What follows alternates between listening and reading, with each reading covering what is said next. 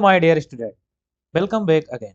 तो अभी हम लोगों ने पिछले लेक्चर में इफ एल्स देखा था, जहां पर हमारे पास सिर्फ दो पॉसिबिलिटी होती थी, या तो फर्स्ट पॉसिबिलिटी या फिर सेकंड पॉसिबिलिटी। लेकिन रियल लाइफ में हमेशा सिर्फ दो ऑप्शन नहीं होते। कभी कभी क्या होता है, हमारे पास मल्टीपल कंडीशन होती हैं, और इसी सिचुएशन को हैंडल करने के लिए हमारे पास होता है इफ एल्स स्टेटमेंट। अब हम लोग इफ एल्स स्टेटमेंट को समझते हैं। तो अगर मैं सिंपल वर्ड में कहूं, तो हमारा जो इफ एल्स स्टेटमेंट होता है, ये हमारा मल्टीवे डिसीजन मेकिंग स्टेटमेंट होता है। ये हमारा हेल्प करता है किसमें?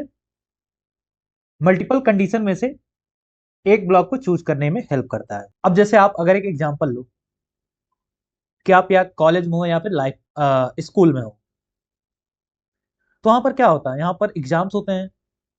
एग्जाम में हम जिस बेसिस पे मार्क ले आते हैं, उसी हिसाब से हमारा ग्रेड डिसाइड होता है। जैसे एग्जाम्पल के लिए मान लीजिए कि आप अगर आपका मार्क 75 से ऊपर आया, तो आपको क्या मिलेगा?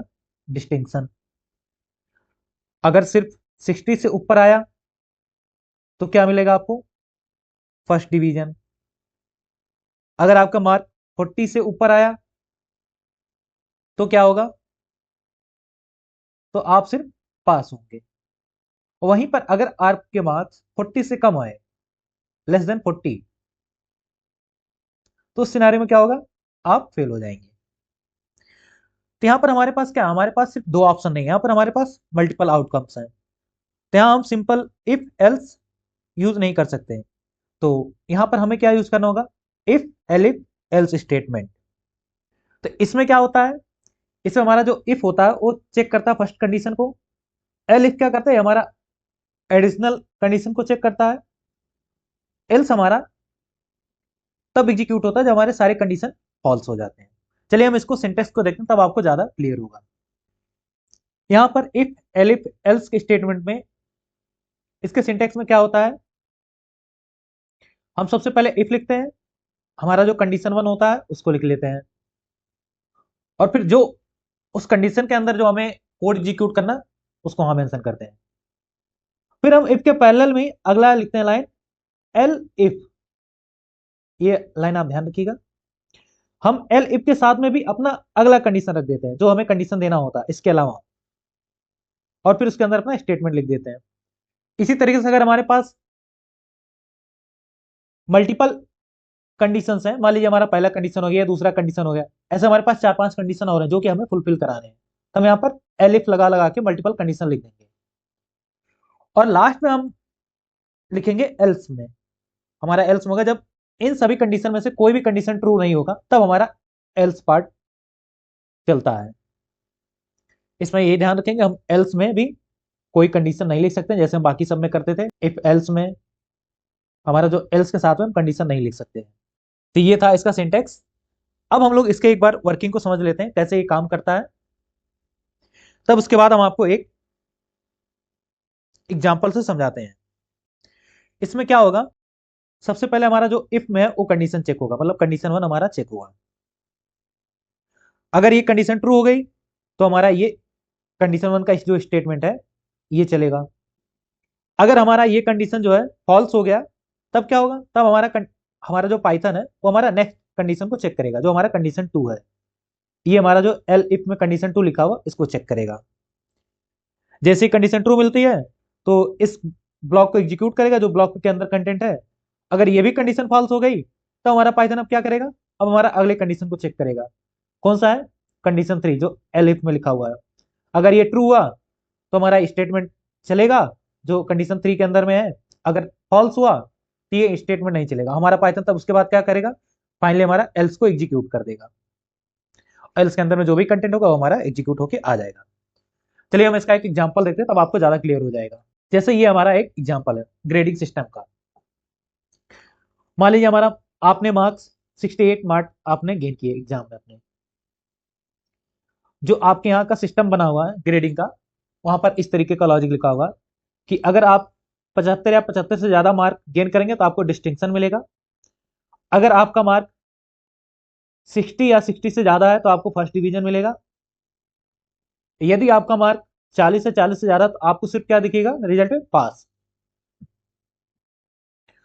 और यदि इन तीनों कंडीशन में से कोई भी कंडीशन नहीं फुलफिल हुआ तो आपके रिजल्ट में क्या दिखाई देगा? फेल। तो अब इस कंडीशन के बेसिस पे यहां पर देखिए आप कितना मार्क गेन किए हैं? 68। तो आप तो अगर हम चेक करें कंडीशन के हिसाब से, तो सबसे पहले इफ का अगर कंडीशन हम चेक करेंगे तो यहां पर 68 greater than or equal to 75, क्या ये ट्रू है? नहीं, हमारा 68 75 से छोटा है, इसलिए हमारा फॉल्स हो गया। तो जब ये फॉल्स हो गया तो क्या प्रिंट होगा डिस्टिंक्शन? नहीं। अब हमारा पाइथन क्या करेगा? नेक्स्ट कंडीशन को चेक करेगा। नेक्स्ट कंडीशन हमारा क्या है कि मार्क जो हमारा 60 से बड़ा या फिर उसके इक्वल होना चाहिए। तो हमारा मार्क कितना है? 68 greater than or equal to 60।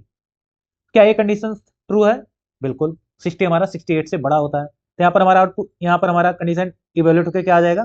True.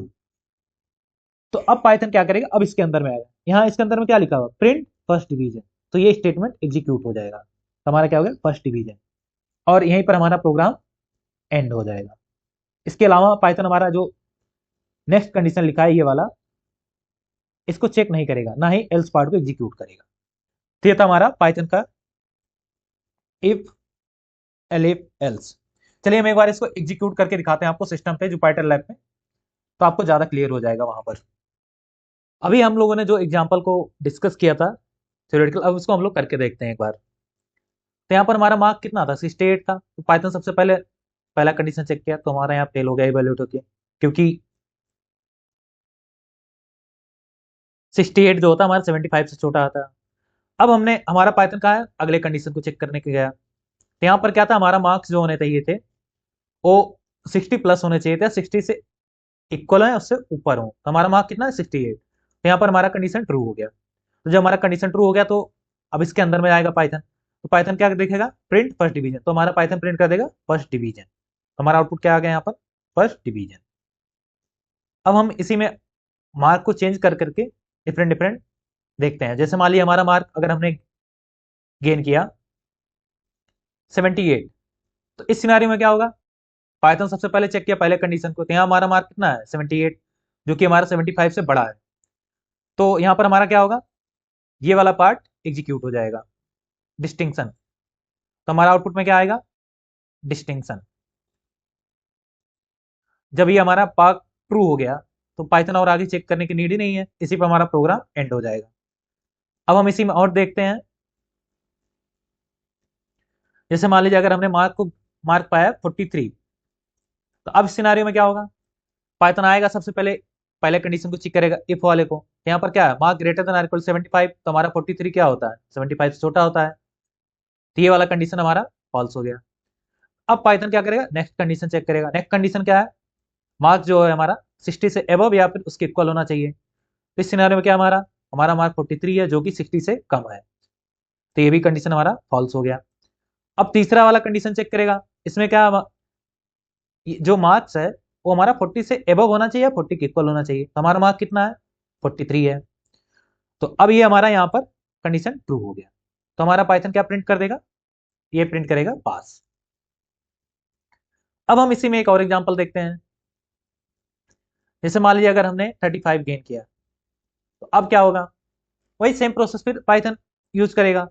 सबसे पहले इफ के कंडीशन को चेक किया करेगा, तो वहां पर 35 है, जो कि 75 से छोटा है, इसलिए ये फॉल्स हो गया। फिर अगले कंडीशन को चेक करेगा, यहाँ पर कितना होना चाहिए मार्क? 60 या 60 से अबव होना चाहिए। तो यहाँ पर भी हमारा कंडीशन क्या हो गया? फॉल्स हो गया, क्योंकि हमने कितना मार्क गेन किया है? 35। फिर पाइथन क्या करेगा? नेक्स्ट स्टेटमेंट चेक करेगा। तो नेक्स्ट स्टेटमेंट क्या है? हमारा मार्क कितना होना चाहिए? 40 होना चाहिए या फिर 40 से अबव होना चाहिए, लेकिन हमने कितना गेन किया? 35, इसलिए यहाँ भी गलत हो गया। अब पाइथन के पास कोई कंडीशन नहीं बची, तो बाय डिफॉल्ट क्या करेगा हमारा पाइथन? जो एल्स पार्ट में लिखा हुआ वही एग्जीक्यूट कर देगा। तो यहाँ हमारे एल्स पार्ट में क्या लिखा हुआ? फेल। तो हमारा आउटपुट क्या आ जाएगा? फेल आ जाएगा। तो ये था हमारा इफ एलिफ एल्स स्टेटमेंट। अब इसी के रिलेटेड हम कुछ एक इंपॉर्टेंट बात कर लेते हैं।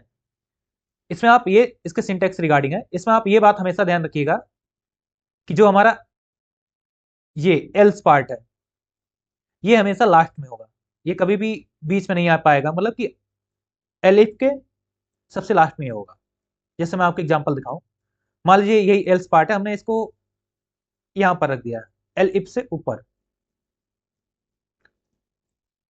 तो क्या होगा, हमारा सिस्टम जो होगा एरर दे देगा, सिंटैक्स एरर।